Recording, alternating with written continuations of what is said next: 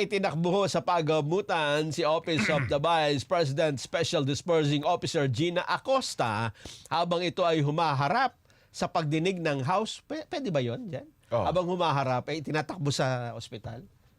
Oh. Hindi, sumusunod yung mga... nag-hearing kayo, pwede ba yan? Hindi. Siguro pagkatapos. O kaya... Habang tinatanong ata siya, parang sinumpong nung Ayun. gano'n. Akala ko habang humaharap Tanong ng tanong. Ano?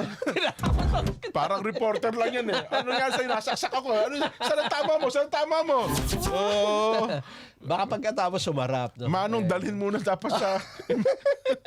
Ganun ng mga tao talaga. Masakit ba? Saan ka nasaksak? Sa gilid to. Ano? Masakit to saksak sa'yo. Dito. Turo mo. Reporter nung araw no? Talaga naman. Papatayin ka talaga. Ay, nako. Ngayon, baligtad na. Mga congressman nagtatanong. Sabi niya, mahirap akong huminga. Ba't ka nahirapan huminga? Ba't ka nahirapan? O sige, habang tumatakbo, sinusunod yung mikropono eh. Eto naman yung Gina Acosta, itinakbo rin sa ospital. Ha? Naawa ako dyan kahapon. Ha? Mukhang talagang nag-ER, emergency room ng ospital. Ha? Ayun nga, Umarap po kasi sa kauna-unahang pagkakataon si Acosta matapos ang ilang beses na hindi siya dumalo sa pagdinig.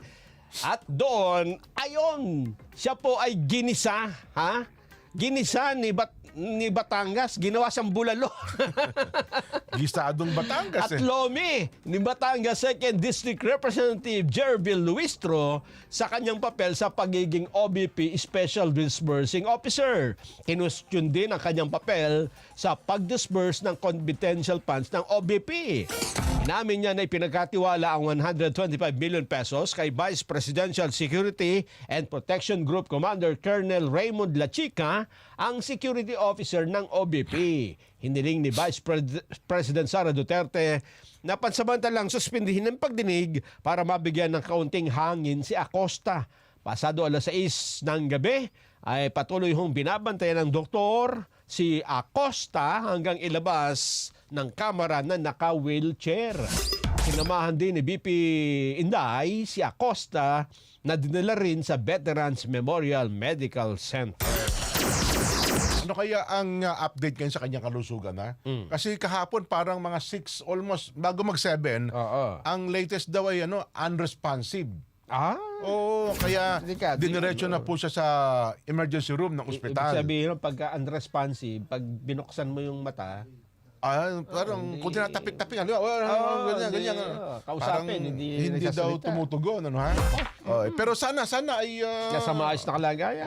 Maayos na po ang kalagayan, ha?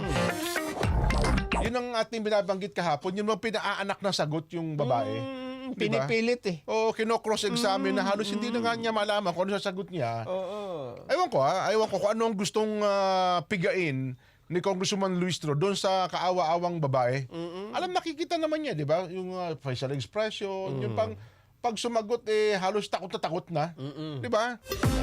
Parang gusto niya yatang hintayin doon kay Gina Acosta na ipagkanulo si BP Inday. Parang parang gusto turuan.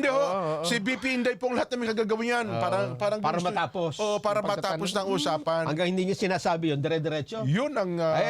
Inquisition nga ang tawag doon. Yun ang nga. Natatandaan ko yan sa mga history.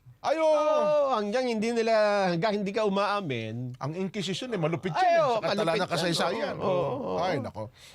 At yan noon legal, ha? Totoo. Ano nila? Legal ho yan. Doon nga, di ka na pa sasagutin ng yes or no. Talaga naman,